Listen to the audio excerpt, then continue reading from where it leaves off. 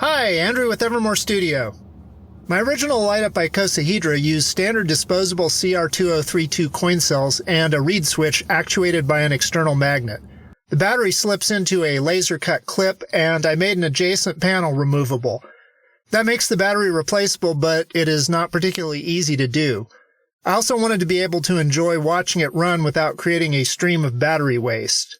So I started working on a rechargeable version with a side that opens and closes with a magnetic clasp for easier access. Initially, I found some very small lithium-ion batteries and built a light using that as a base. I made some custom connectors with difficult-to-source parts to make it possible to unplug the battery from the circuit to recharge. This tiny connector is still kind of difficult to disconnect and reconnect while installed in an icosahedron. It's also a bit too tall, creating a bit of a shadow on adjacent panels. I went looking for a rechargeable coin cell and found the LAR 1254 batteries. These provide 3.7 volts, similar to the CR2032s. They're commonly used in things like wireless earbud cases. They're kind of thick, and a laser cut clip ended up with another height problem. So I turned to 3D printing. The first version had a little too much of a footprint, and it was impossible to remove the battery without tools. That was resolved with a few revisions. I started by modeling it in Blender. The exported models went through the slicer software, and I printed them in a standard resin.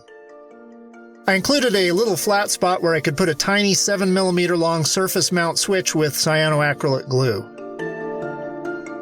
The contacts are copper foil tape that feed through a slot for the positive and wrap over the top for the negative.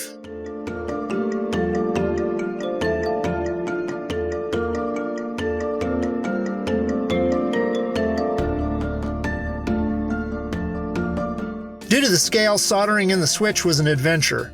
I did improve at it over time, though.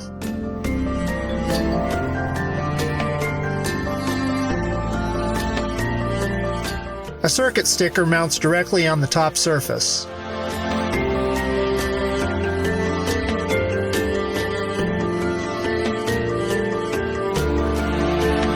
I ended up soldering the contact to the negative pad because there was some inconsistency with the connection and I wanted it to be robust. Mounting the light inside the icosahedron with hot glue makes it removable in case it requires repair in the future. The magnet reactive foil strips, normally used in EM shielding, are for the magnetic closure. I wanted yellow light in this one and colored over the LED with a permanent marker.